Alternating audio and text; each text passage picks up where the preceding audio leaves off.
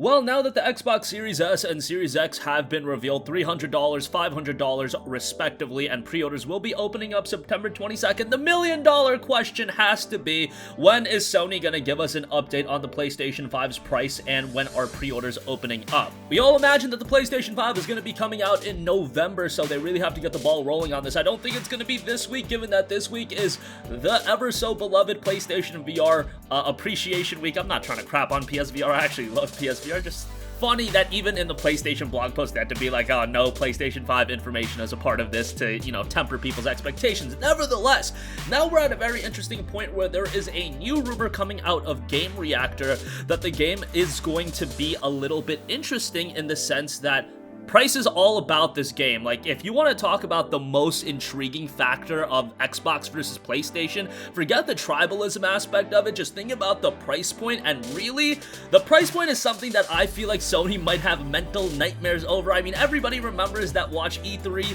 of, what was it, 2006, $599 US, so I can see why they are so cautious about the PlayStation 5's price point, and they wanted to see what Microsoft would price their console at, because a lot of people will point to the $599 US price tag for the PlayStation 3. That was its undoing, at least initially. PS3 ultimately did recover.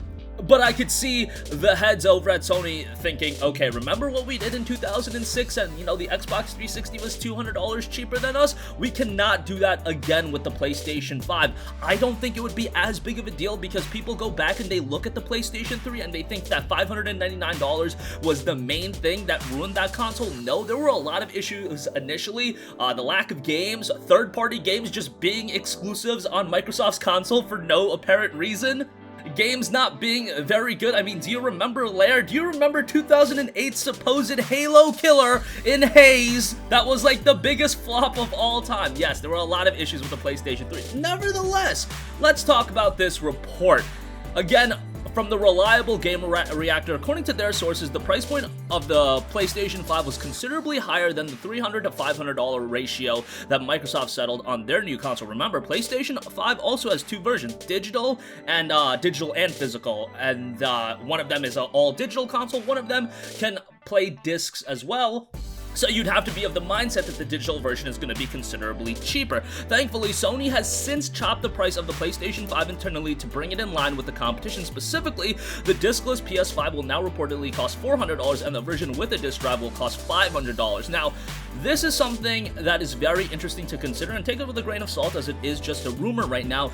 Is a disc drive really worth a $100 difference in pricing? Probably not. I mean, I don't know the internal workings of how the PlayStation 5 is being built, but also remember the Series S, the cheaper Xbox next-gen console, is also all digital. Don't get that lost on you. The Series X will have a disc drive, the Series S will not. So that is something very interesting to ascertain, but on the PlayStation 5, we know that the digital version, the nuts and bolts of the console are going to be the same outside of not having a disc drive. With the Series S, it is a weaker console than the Series X, so that's something to bear in mind as well. Jeff Grubb, who is very smart when it comes to this kind of stuff, he noted, yes, it's taking a loss on both the S and X, and it seems like it's taking a bigger loss on the S, which makes a lot of sense because I don't think that performance discrepancy is going to be gigantic, but the $200 price discrepancy is gigantic. And Jeff Grubb also noted, yo, maybe Sony will take the huge loss again, but would you? The way people talk about PlayStation 5, they should be able to sell it starting at $500 and do just fine, and even that would be taking a loss. Okay, a lot of things to assess here. $400, $500 price point, we're talking $400 for the digital console, $500 for the disc with the disc console. I don't know how you call it, the physical console. Let's just call it the physical console. I think that's a great price. I think they're going to sell really, really well. What you have to understand about the digital console, Sony would ideally like everybody to have a digital console and buy all their games digitally, sign up to PlayStation Plus, all that good stuff. That is why I think it makes sense to price the PlayStation 5 digital version more aggressively so you can sell that console, because guess what? You are going to make a return investment on the digital games you sell. You get someone committed to a PlayStation 5 buying the all-digital console for that entire generation. You're talking about them buying games digitally for an entire console generation. If they buy 10 games, boy, you're making a ton of money. You're making a killing off those games. Like, I'm sure all of you guys are abundantly aware of, yes, a game might be $59.99 in the store, but after, there's money to print it onto a disc, there's the cases, there's the third-party cut from the retailers themselves.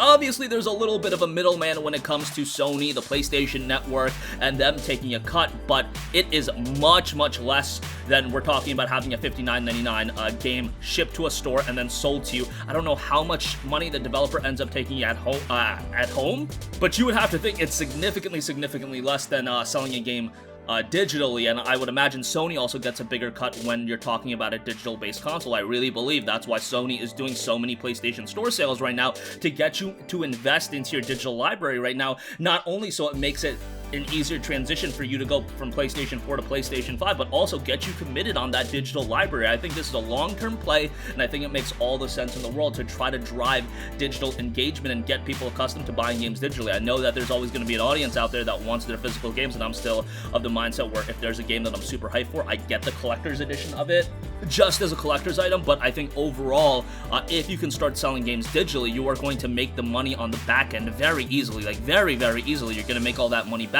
because the attachment rate of the PlayStation 4, anecdotally speaking, I don't have specific numbers, but man, every one of my friends that has a PlayStation 4, they buy a significant amount of games along with that. That can't be said for every console. I mean, you go back to like the Nintendo Wii, people would buy the Wii, they would play Wii Sports, and then they play Wii Sports Resort, and a lot of them would call it a day after that. My boys that have a PlayStation 4, my friends, they got a PlayStation 4, and all of them have at least 10 to 15 games, and that's on the lower end. If we're talking about the more ardent gamers, we're talking about them having 50, 60 games. Imagine that you could, on average, sell, 15 games over the course of a generation and get them to buy all those games digitally. Man, you're gonna make a killing on that. Add the PlayStation Plus subscriptions and everything like that. Sony's gonna be just fine taking a loss on the console up front. I don't think that's the end of the world, and to get that console to the consumer, that is more important. And if they believe, like, if I was Sony, I'd have nightmares over $599 US. Like, they get memed on about that to this day.